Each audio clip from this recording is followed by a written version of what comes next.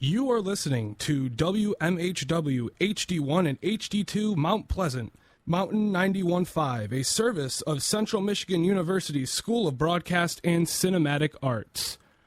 Hello, folks, and welcome in to Episode 2 of Card Guys, a show about sports and sports cards here on 91.5 The Mountain, wherever you get your podcasts and YouTube. I'm your host, Anthony Schulte, joined today by my co-host, Ryan Donnelly, and fellow card guy, Doug Mobley, with his first appearance. How are we today, fellas? I'm doing great. How are you guys? I'm doing pretty good. Ready for Episode 2? Episode 2, baby. All right, let's get right into it. The NBA season is coming closer by the day, with about a month until the first tip-off. What are some things we're looking forward to here? I'm looking forward to the teams that improved the most. I'm looking at, like, the Phoenix Suns, who added a big star like Bradley Beal, who is past his prime, but I feel like could still put up some solid numbers. This is going to be the season where we can see if he can play with two superstars by his side and a really good supporting cast. Last year, I think the Suns had a pretty weak bench. This offseason, they added Utah Watanabe, Torrey Craig, all these guys. You re-signed a lot of people. You got rid of Chris Paul, who's 35. He's aging. You added that guy who's younger and still going to put up some numbers, so I'm excited to see what the Suns will. But we'll talk about that shortly. All right. One thing I want to bring up is the Nuggets. Do we think they're gonna repeat? Nuggets won the NBA championship last season. What do the Nuggets need to do this season to repeat as NBA champions? I don't think the Nuggets will repeat. They lost a huge piece. Bruce Brown. He was like the guy coming in for the Nuggets. Jokic, incredible playoffs. Murray had a very solid playoffs. But Bruce Brown was that one role player that helped out so much that eventually led to a championship. Some noticeable transactions for the Nuggets. You re-signed Reggie Jackson, who was that veteran leader in the locker room. And then you signed guys like Jalen Pickett and Hunter Tyson, who both are pretty good guys. Jalen Pickett had a solid year last year. And then you signed Julian Strawweather to a rookie contract, their pick this year. And you signed a veteran, Justin Holiday. He might not be the best player, but he is going to be that voice in the locker room, especially what we've seen. He has brothers in the NBA. He has Aaron and Drew, both very solid players. Justin, I feel like, is the second best, and I feel like he's going to be that voice in the locker room alongside Jokic and Jamal Murray. You know, I think Jokic is huge. Jokic could very easily win another MVP this year. Like, that's no question. But I think y'all still might be sleeping on Michael Porter Jr. Michael Porter Jr. could easily put up 20 points per game this season. I think he's one of the best shooters in the league. We just didn't get to see him play as many minutes as we wanted to last year.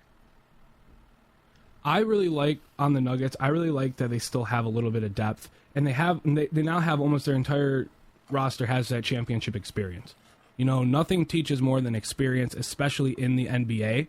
So having Jokic, who is the best player in the NBA, bar none, you have Jamal Murray, who can be a number one on any team, and you have players like KCP, you have players like Michael Porter Jr., you still have Aaron Gordon, you still have that starting five. You may have lost Bruce Brown, which I think was a very key piece. I think the Nuggets have a chance. I mean, the West is going to be really tough this year. It'll be really fun to watch the West.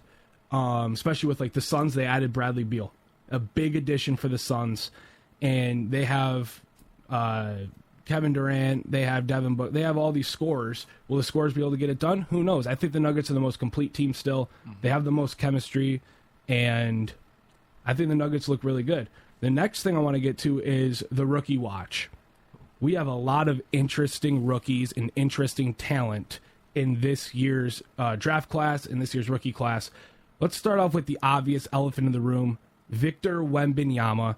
What are your guys' expectations for the rookie? I mean, they're touting him as one of the best prospects since LeBron James. Well, obviously Wemby's ceiling is so high, and his expectations are through the roof.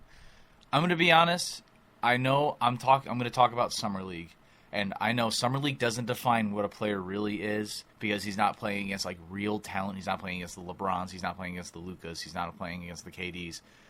But from what I've seen in his 3 games in Summer League, I think he played 2. His first game, he had like 5 points. That's disappointing. But to be fair, it was his first game in the NBA. Like, Yeah. nobody's going to go into the NBA straight up and score 30 a game. Second game, he scored 27. Did he have a broken jumper in that game? Absolutely. But did he score when they needed it? Yes. I feel like if he puts up numbers like that in the NBA, he's going to be a solid guy. He's not going to be like the best player in the NBA. He'll be top 10 in 5 years. But when you need him to perform well, I feel like Wemby will perform very well, especially what he did in France. He was incredible. He wasn't scoring 50 a game, but he was putting up solid numbers while being the best prospect ever at the same time. So my expectations for Wemby are through the roof. You know, I agree with that, but I also think he's on Chet Holmgren watch. A lot of people forget about him, but they're two really tall, really skinny guys, and with that, you get a lot of injuries because you don't have a lot of meat on your bones. I really think he's got to put on some size, and then he's going to be able to compete with Jokic and LeBron up there in, the top 10 debate. Now, another rookie that is very interesting, especially in light of recent events, the Rockets could possibly be without Kevin Porter Jr. So that opens up a spot for Amin Thompson to really come in and take advantage, and on a bolstered, let's say, Rockets team, really take that next step. What are you guys looking for from not only Amin, but Osser and Amin, the Thompson twins, this season? Well, when going into the draft, I thought both Thompson twins were very overrated because they never played collegiate basketball. They've only played in overtime. That's a cupcake league, I feel like. They proved me wrong in Summer League. Amin Thompson, even though he played a game because of injury, he looked awesome. He looked amazing. Great. The Rockets, I felt like that was the team of Summer League. Asor, I was not really high on him. I remember you and I, we were at the draft party, but we didn't see each other. We didn't know each other then. We do now. But I was very high on Cam Whitmore and Anthony Black. Those are the two guys I really wanted. I thought Asor Thompson going in, he was just going to crumble on defense. I thought he was going to be like what Killian Hayes was going to be now. But he kind of proved me wrong. Yeah. I love Asor Thompson. But I think I'm high on Marcus Sasser more. He is a dog. He is a scoring dog. He dropped 40 in the last game. I'm so high on Marcus Sasser. I love the pick.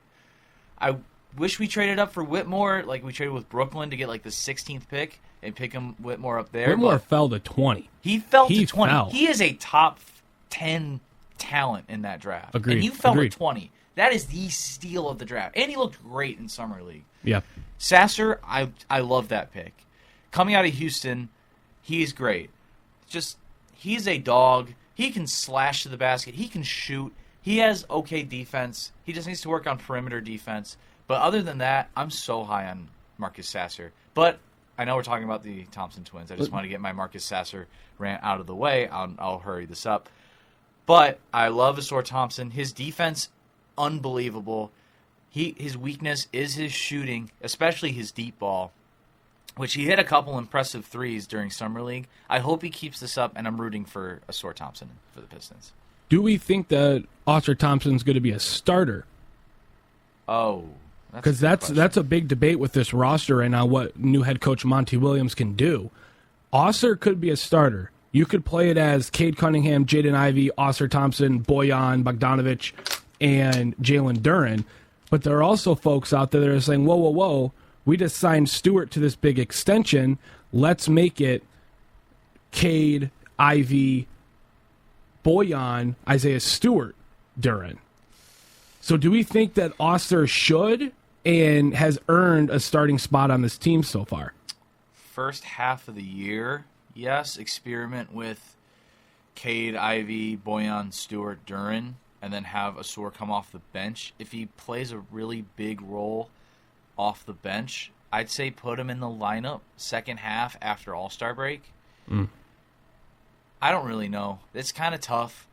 If we get like in a couple of years to get like a pretty big small forward to come out like G League or college, then Asor would be great off the bench. He'd be that sixth man along with Wiseman, and Sasser, or maybe Killian if he stays. But I don't know. That's really tough. Doug, what do you think? I think B Stu, he's gonna be the day one guy. I think Usar's probably going to play the 6-man up there with Wiseman for the first couple weeks of the season. But if he starts putting up more points per game than Beef Stew, I think he starts before the All-Star game. Really? Before the All-Star game? Yeah. I mean, we saw what he could do in the G League just both ways. He's a two-way player. And that's great because we don't have the best defense in the NBA. Like, that's just something we saw all last year was we just got points racked up on us every single game. Yep. And I think Usar Thompson can provide that defense that Isaiah Stewart doesn't have. I mean, he's an athletic freak. Yeah. Like, though he can jump out of the gym, he can play great defense. He's just really he has a good basketball IQ. I think he starts day one. I think the Pistons go through training camp and they're like, okay, this kid's the real deal. Stewart, be the Energizer bunny off the bench.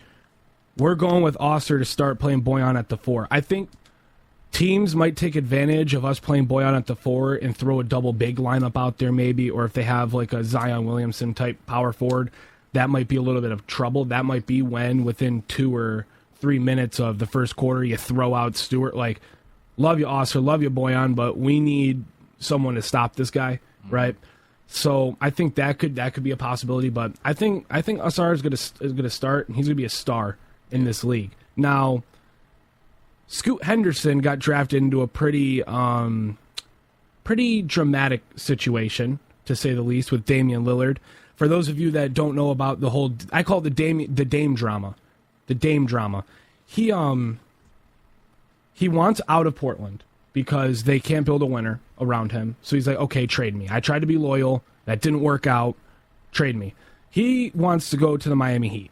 Yeah. He wants to be part of that quote-unquote Heat culture with Eric Spoelstra, Pat Riley. He wants to play with Jimmy. He wants to play with Bam. Understandable.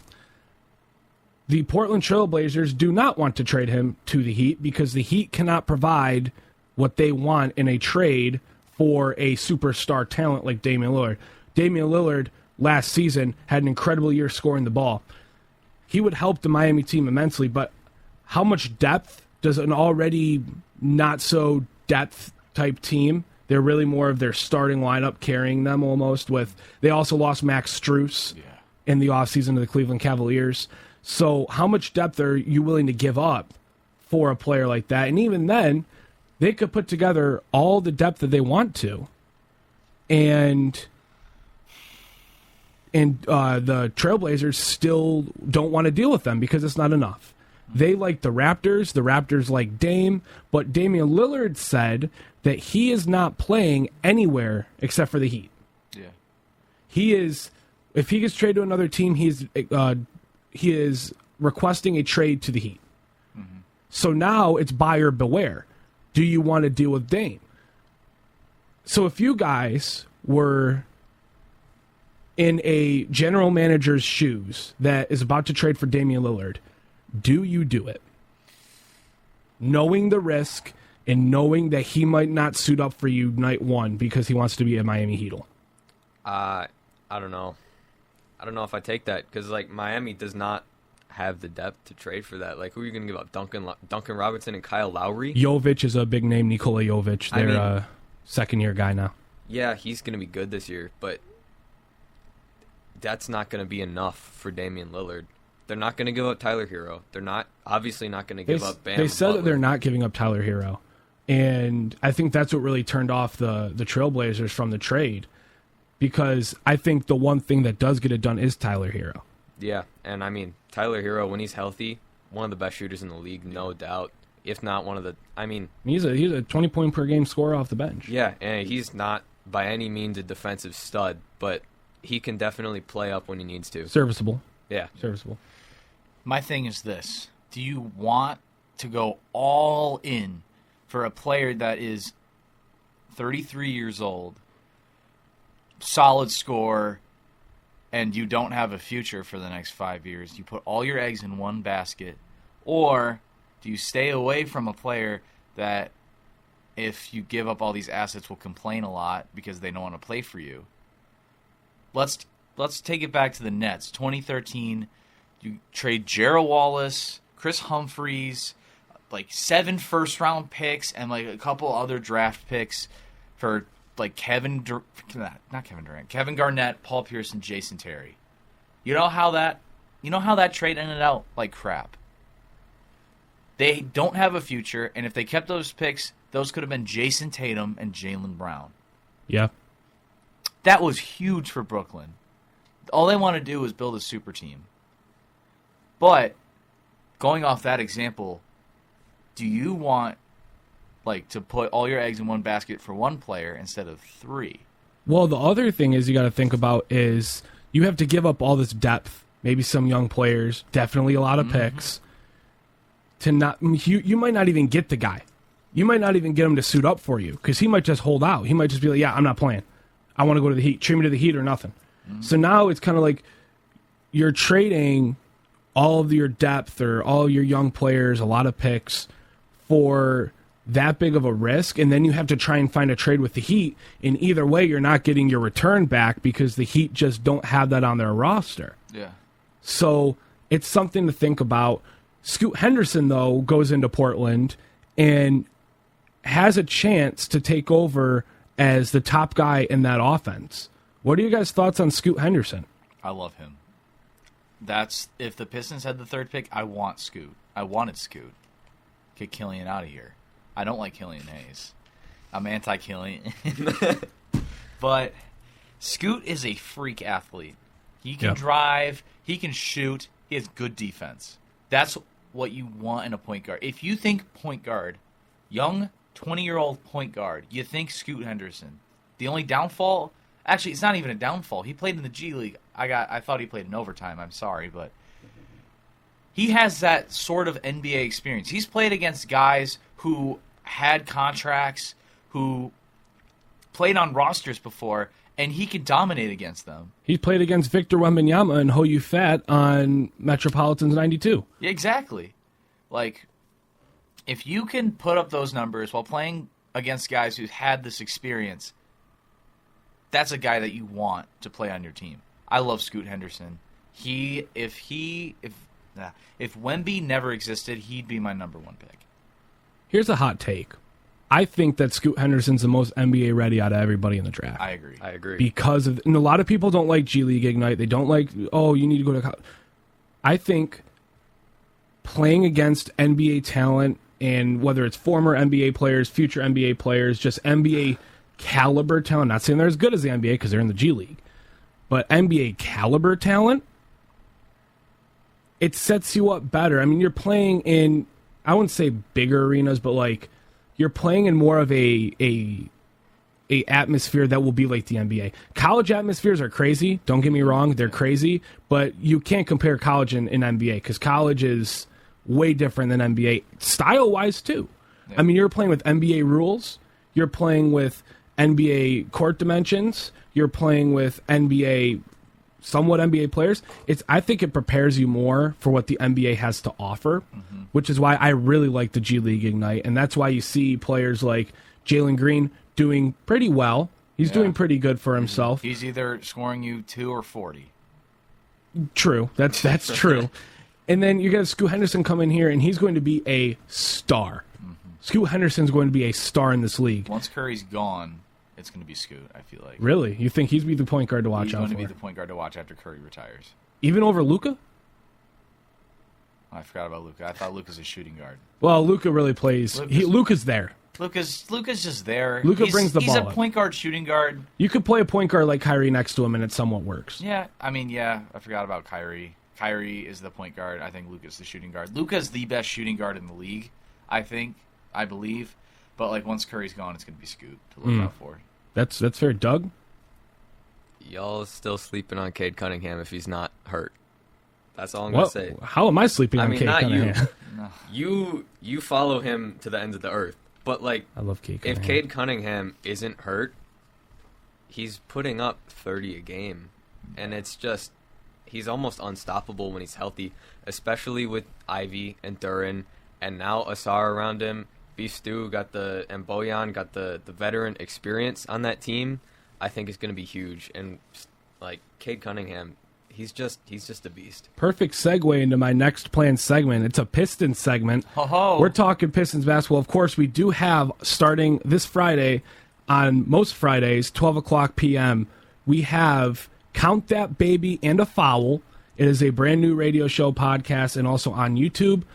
We're talking Pistons basketball. We're going to have Pistons-related segments, talking points, games, all that. It's going to be fun. Join us at 12 p.m. on Fridays for Pistons talk. But we're going to talk a little Pistons here today. You were just talking about Cade Cunningham. That was the first person I was going to get into. Cade Cunningham is a make-or-break player for this team as a franchise player, no? Yeah. Yes. Completely. Absolutely. Like, if he doesn't play, you have to start Ivy at point guard, and who do you put at shooting guard? Alec Burks? Alec Burks I love Alec Burks off the bench. I think with Cade Cunningham, when you don't play him, you saw Jaden Ivey very uncomfortable last season. Mm-hmm. Jaden Ivey's play style is not playmaker. It's not bring the ball up the court most of the time. Sometimes he can. He's very explosive off the dribble too. What Jaden Ivey's game is he stands and he either catches and shoots, or off a play, he makes a play.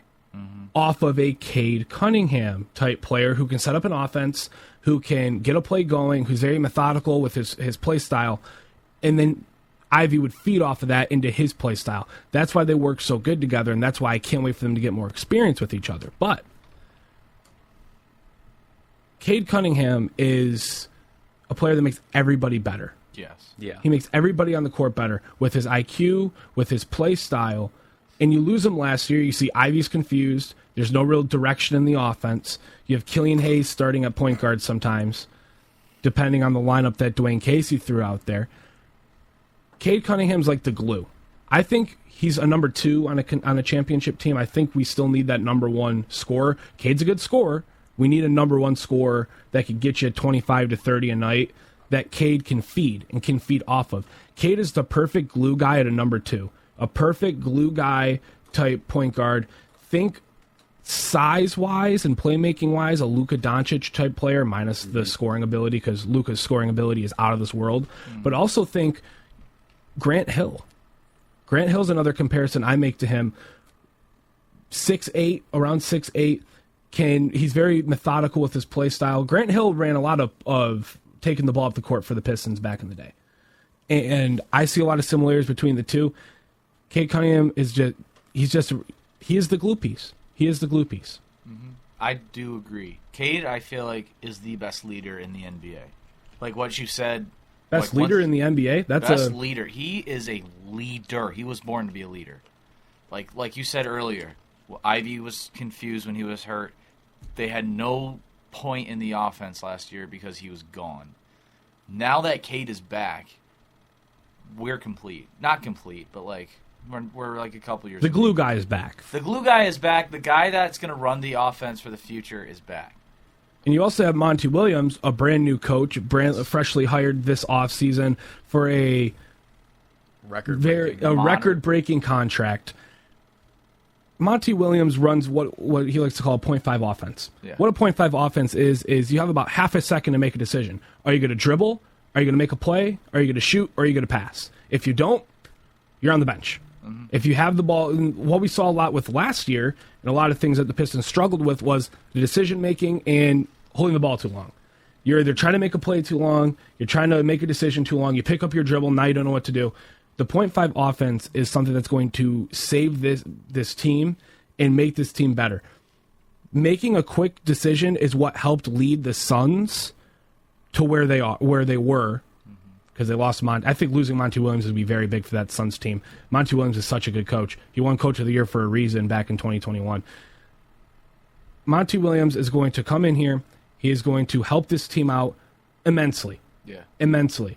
With that 0.5 offense, and just his leadership too. He has championship experience. Well, finals experience. He went to the bubble, went undefeated in the bubble. He came back after the bubble, and basically that Suns team for 2 to 3 years, a juggernaut. We don't know what they'll be this season. I think this is the make or break season for the Suns and their future.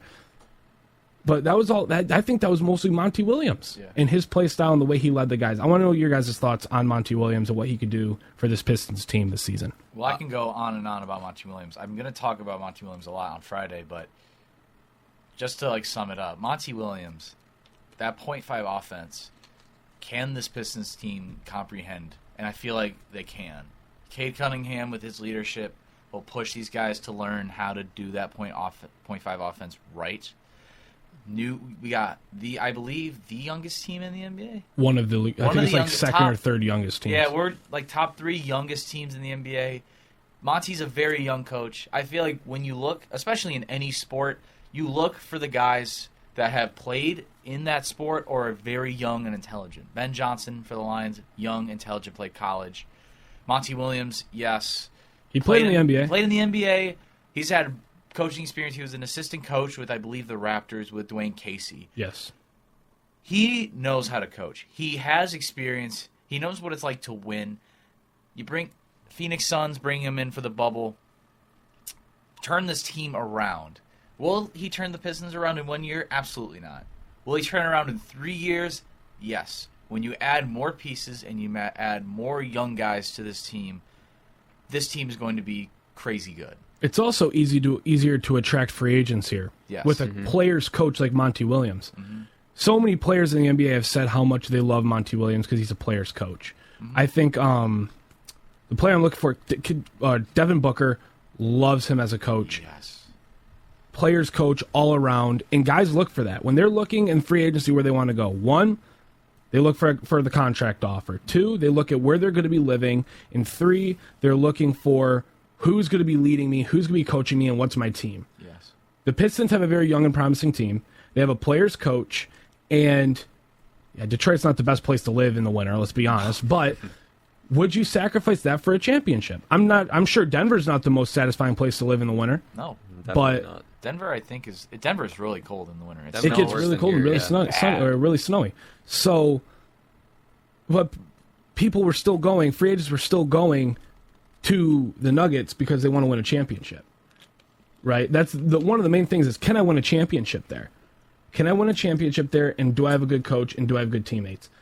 And once in the next couple of years that starts coming together for the Pistons, they can attract some guys here. They can attract some free agents here, and maybe, just maybe, get that number 1 that I think this team is missing. I think that's going to be Booker. I mean, he's been posting all over social media, him wearing Detroit stuff for the last... He is an avid Detroit supporter. Ever since Monty Williams got signed, he's been posting pictures of him in Red Wings and Tigers and Piston stuff. I think after this year, we see how we do under Monty Williams. Obviously, we're not winning the championship. That's not going to happen. Monty Williams is going to be that coach to bring us another championship, though. But I think if we play well enough, Booker's going to come here. We shift Cade to the shooting guard slot. Jaden Ivey can play Booker in shooting guard. That too. I mean, Booker's a natural shooting guard. Either one works out fantastically. We shift Ivy to the 6. Marcus Sasser's also going to be on the second line by the end of the year. Yeah. Like, Monty Williams he's going to be that guy for us. I agree. Monty Williams is I think he's going to be another Coach of the Year candidate. I really do. Especially this year, if we can reach that maybe 35 win mark. I think that's the magic number, 35 wins. Mm-hmm. If Cade can stay healthy, if this team can mesh well together, if Boyan's still a 21-point-per-game scorer, if Jalen Duren is still that double-double machine from last year, and if Jaden Ivey can really step it up efficiency-wise and scoring-wise, now that he can take a lot of that playmaker load off his back. I want to hear from you guys one surprise team for this season.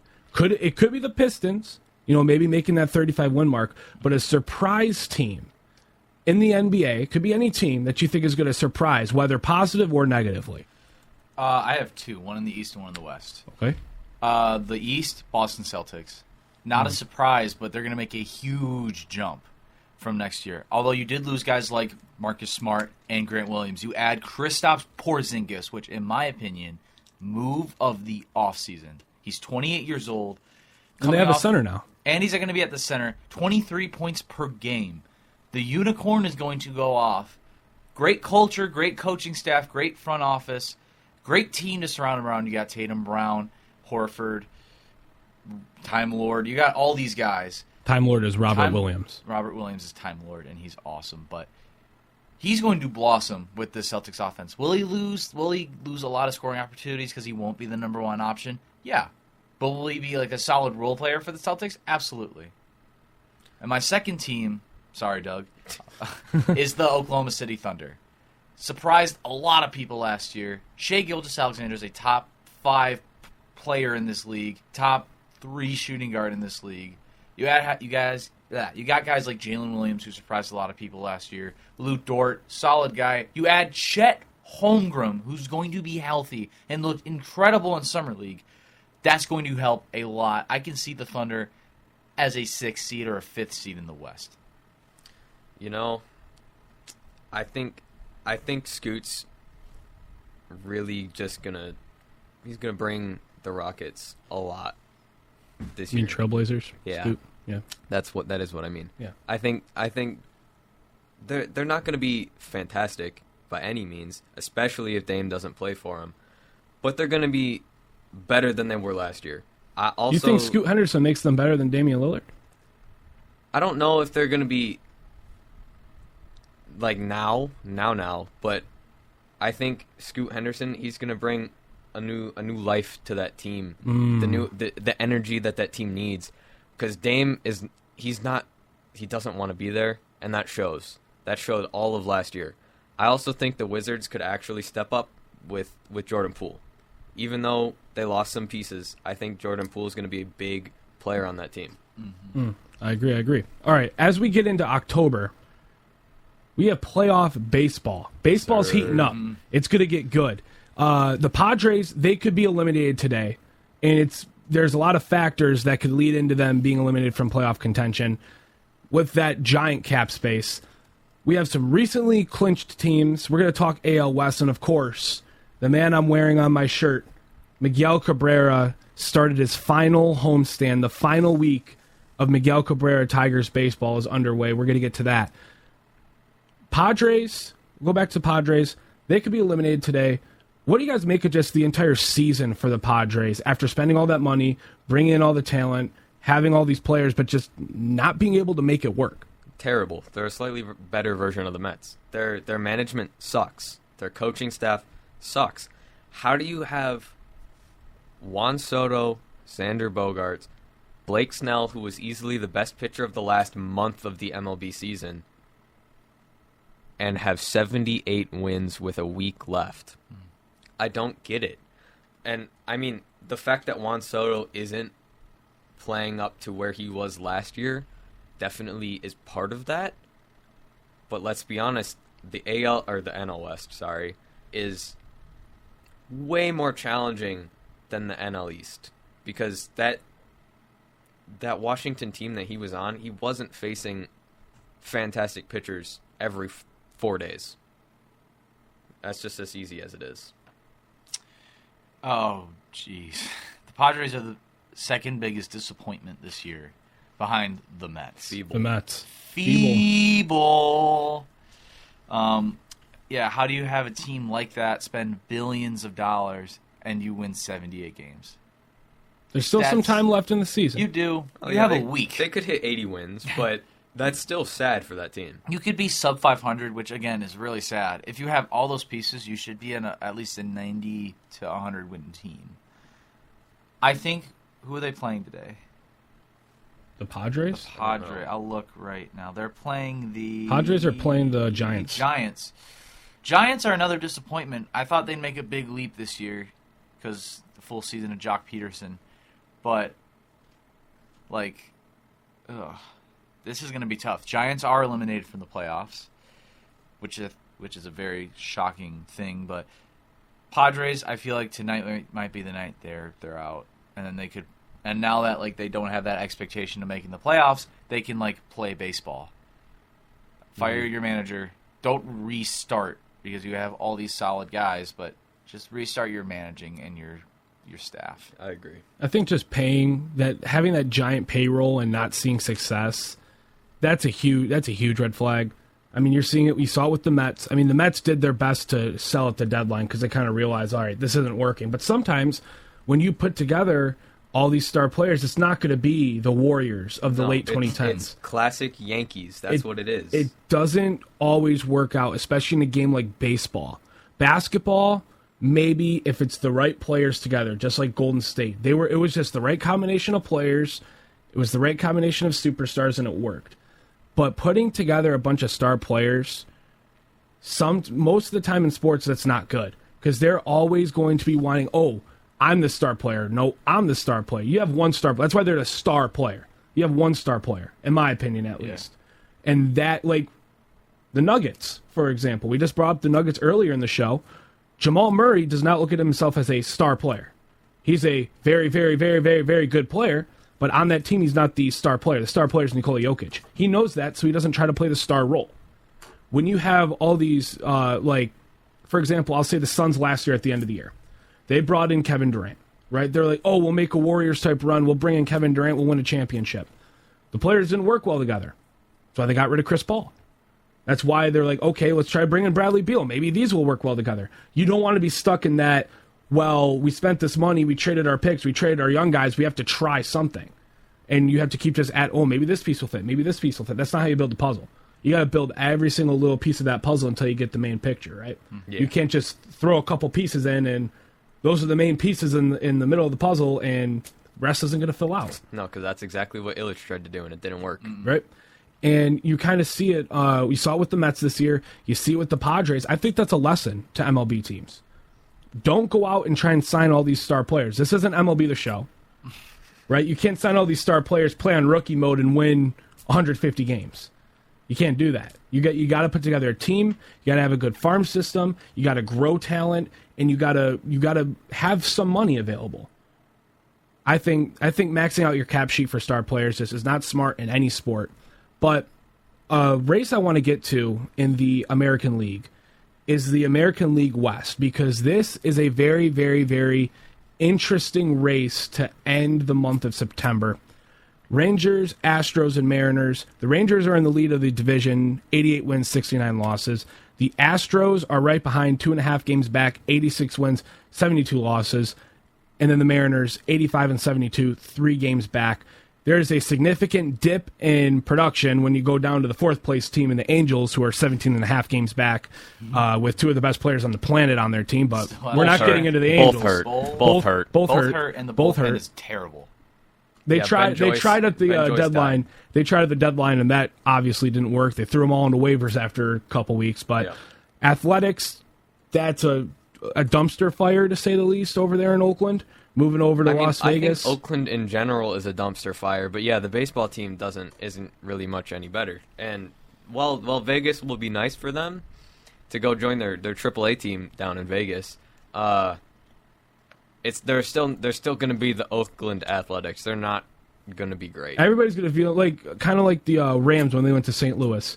Everybody still kind of viewed them as the Los Angeles Rams, not the St. Louis Rams, and that's inevitably why they also went back to Los Angeles. We're a Los Angeles team. We are the Los Angeles Rams, not the St. Louis Rams. But top of that division, Rangers, Astros, Mariners. What are you guys' thoughts on the race, and how do you guys see this race ending up? Do you think the Mariners could take – and it's interesting because the Mariners sold at the deadline, and they're still playing very well. Do you think the Mariners could take that step and go up, come back and take the division? Or do you guys think the Rangers might stay in first place, or do you think the Astros will climb up? I think the Rangers are playing too well to be knocked out of first place right now. But I do think, the Astros just got swept by Kansas City, and I think that says a lot about their baseball team. The Mariners could very easily overtake the Astros and take that wild card spot, because I think J-Rod can lead that team. If the Astros somehow manage to pull it back together for the last week of the season, I don't think a team can beat them. But you never know. Toronto could just pull a skid this week, and both teams could make it, because Toronto is only up a game and a half in the wild card. Yeah, and both we could see 3 AL West teams in the playoffs, which would be nuts. That would be fun. That would be awesome. A lot of fun, especially because 2 of them will be playing each other in the wild card game. Yeah. That'd be awesome. Divisional matchups in the playoffs are just chef's kiss. They're amazing, Ryan?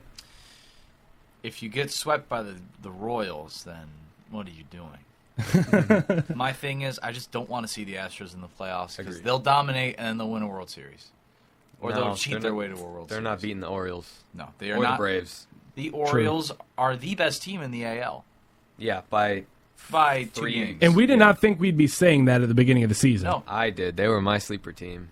They were. Well, what a pick from you, because they ended up being the best. You have Gunnar Henderson. It's over. Grayson Rodriguez is going to be an ace in the next 2 years, too. I just want Gunnar Henderson to do good. Yeah, Gunnar Henderson's I'm praying a stud. for him to do well. He's a stud. He's up there with Corbin Carroll. Like, they're both, no doubt, Rookie of the Year winners this year. They're insane. Speaking of the Royals, you brought up the Royals. The Tigers play the Royals this week. And we also play the Guardians right after that in Miggy's final homestand, Miggy's final week in the MLB. We're going to come back with you guys Monday with that, with talk about Miggy's final week, his final game. Me and Ryan, we're heading out to his final game on Sunday. It's going to be a blast. It's going to be emotional. Miggy capping off his career with a series against the Royals, which the Tigers just beat the Royals 6-3 last night. They have the rest of their series this week, and then a weekend slate against the Guardians to cap off an illustrious and beautiful career from Miguel Cabrera. I want to quickly get to our NFL picks before we sign off for this episode. We're just going to go through the schedule for Week 4, and we're going to give our picks, and we're going to have a good time with it. So first game, Thursday Night Football tomorrow night. It's the Detroit Lions and the Green Bay Packers. Who do you guys think is going to take home that one? In Lambeau. Lions. It's going to be a wild game. High scoring, definitely. High scoring. But You think that defense isn't going to continue their reign from last week?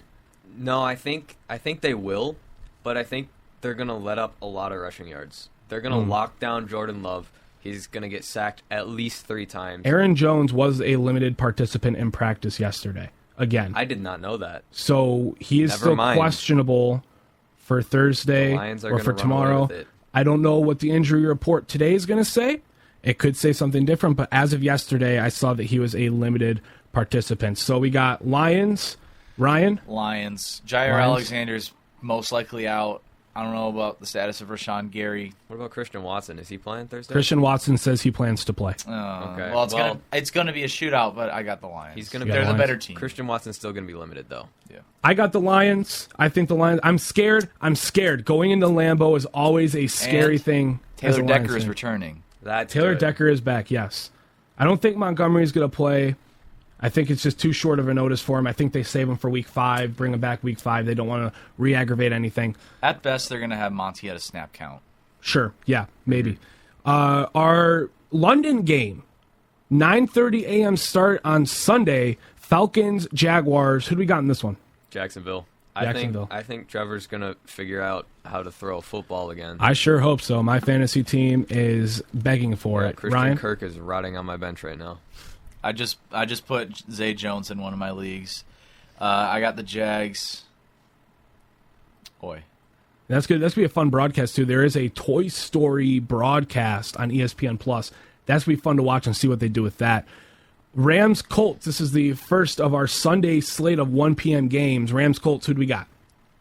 I got the Rams. Richardson's most likely going to be out, or he's going to be on a snap count, and Stafford's been dominating. I love Tutu Atwell. He's the surprise of the year. Go Rams. Puka Nuka. I forgot about 2 Puka. words. I don't even know how to pronounce his last name, but Puka Nuka. Puka Nakua, I think that's how you say his last name. We're going to stick with that. So you guys, we're going Rams. I'm going to go Rams as well, even though I think the Colts can steal this game. I think they can. If Richardson plays, they win the game. If Richardson plays. Ravens and Browns, 1 p.m.'s kickoff. Ravens. I think, obviously, with Nick Chubb gone, probably for the rest of his career. And they said the tests look. It's only a torn MCL right now. Oh, that's it. That's good. Subtle damage to the ACL. Those are just the preliminary tests. That's really But they're good. saying that he'll be able to be back by next season at full strength. I think with Nick Chubb, the Browns win that game. But I think after how well Lamar played last week, I don't think the Browns have a chance. Lamar played great. Browns played great last week. This is going to be tough, but I think the Ravens are going to pull it out. Zay Flowers, please pull through. I have you on as my flex this week. All right, next we have Vikings and Panthers in Carolina. Doug? Vikings, I think... Think they get the first one of the year? They're both 0-3. They both suck. They rot. They stink. But I still think the Vikings are just a better team, especially with Justin Jefferson. They got a lot of talent on the Vikings, don't they? They just suck. They rock. Ladies and gentlemen, it is time for the first ever Ryan Donnelly upset of the week. I got the Panthers this week. The Red A battle Rocket. of 0-3s, and you're calling an upset. I'm calling it love upset. The Red Rocket, Andy Dalton, who looked great last week. He's going to throw deep balls to Thielen. Miles Sanders is going to be great. Can't forget about Chuba Hubbard. And Chuba Hubbard. If Kirk Cousins been playing the way he's been playing this year, they're going to go nowhere. Kirk had other than the interception at the end of the game, Kirk had a good game last week. But the other couple games he looked iffy.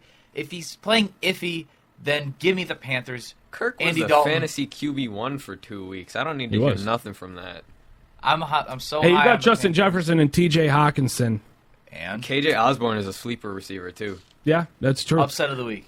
Don't doubt me. I'm going Vikings, mainly because I want T.J. Hawkinson to do well. Okay. Bengals, Titans. We got a battle of Joe Burrow and Derrick Henry.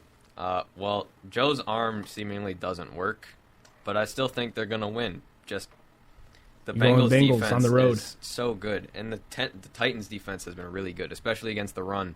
And I think they're going to limit Joe Mixon, but I still think Bengals walk away with the game. Ryan? Here's the thing. The Bengals, with Joe Burrow last year, slow start, eventually reached the AFC Championship. I wouldn't be worried if I was a Bengals fan. Both defenses are awesome. I'm going to actually take the Bengals because Joe Mixon's awesome. That Burrow and Jamar Chase is awesome. I'm going Bengals. They're going to ride off that Monday night hype that they got and Monday night confidence that they got. They're going to roll in. They're going to take care of business. Buccaneers, Saints. Saints. Always a good matchup. See, I like both teams here. It's famous Jameis going up against his old team. I think Baker and Mike Evans have played fantastic this year. I think the Saints take it, though. You think the Saints win? I think the Saints take it. Although you lose Derek Carr to a shoulder injury, I actually got Baker and Evans. That connection is very surprisingly good, and I think it's going to roll on throughout the year. I'm going to go Buccaneers. I think Baker. I mean, Baker's bacon. So for most of the season, last week he had a little bit of an off week, but it's okay. Baker's he's gonna find his favorite target, Mike Evans, like you guys have been saying, and I think the Buccaneers take it. Next, we have probably the game of the week. It's going to be a high-scoring affair. Dolphins, Bills, in Buffalo. Who do y'all got? Dolphins. Dolphins. You think the Dolphins are going to stay undefeated? I think the Dolphins are the team to beat in the NFL, other than the 49ers. We saw 70 points. And not to mention, the Bills' run defense is slim to none. I think Mostert and A-Chain. They're about to have 2 straight monster games. I think not only because A-Chain's on my team right now, but other than that, I think they're going to just run through the Bills. 70 points. You can't. I think it takes 40 to beat them. It takes 40 to beat the Dolphins. It takes 40 to beat them. It takes 40, 45 to beat the Dolphins. They are the most complete team. Great. Every wide receiver could be a wide receiver one on any team. And they're hoping Waddle can pass the concussion protocol. If he passes the concussion protocol, it's over. Dolphins by 70. Then when they double team Tyreek, because Tyreek's tearing him up, you just go to Waddle. And then you got Waddle, who's a wide receiver one talent, running your wide receiver one until they double Waddle, and you go back to Hill. I think their offense is magnificent. I love their offense. I love every single player. It's hard to not like the Dolphins, unless you're a Bills fan. Shout out Derek Steele. We're moving on to Broncos Bears. Oh, Lord. What a matchup! This is good. This is gonna be on everybody's television. 7-3. 7-3 Broncos. Coin flip. Yeah, basically. I honestly think, as much as it pains me, I think the Bears take it. I think the Broncos have lost all their confidence going into this. I mean, they're either going to come out and they're going to look depleted, or they're going to come out with something to prove. It's either going to be a Lions situation, or they're just going to be absolutely deflated from that loss. Or they're going to be the Bears. I think the Bears are going to win this one. Ryan? This is a trash can. This is atrocious. I don't want to watch this. I don't think many people will be watching. However, the Broncos have a slightly better team. I'm going to take the Broncos. All right, next we got Commanders Eagles in Philly. Is that even a question? Really? I'm going through the whole schedule, Doug. I am obligated to ask you Commanders Eagles. Okay, but it's the Eagles. I Eagles? think Jalen Hurts probably runs for 473 yards. We're going to hold you to that. If he actually gets 473, you get a cookie. That I will take that. Ryan? Eagles, come on. In Philly, Hurts is going to put up 60 fantasy points. All right, next, here's a game where I think there could be an upset. Steelers-Texans. I'm going Texans.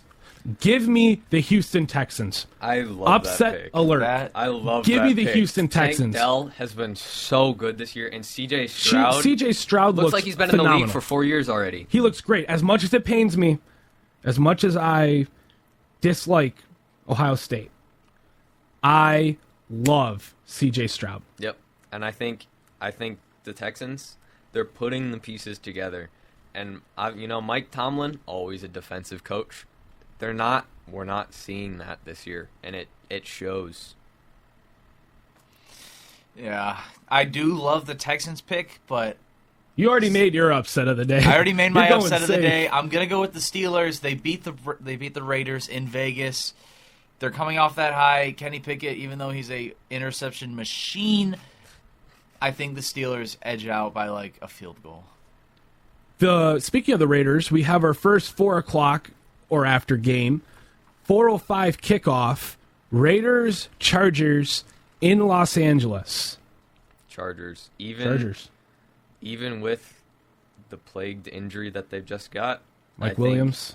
I mean, he's a huge piece of that team, but I think he is. I think Herbo's still gonna somehow find a way to drop at least a 10-point lead on the Raiders. I think it depends on if Eckler's back.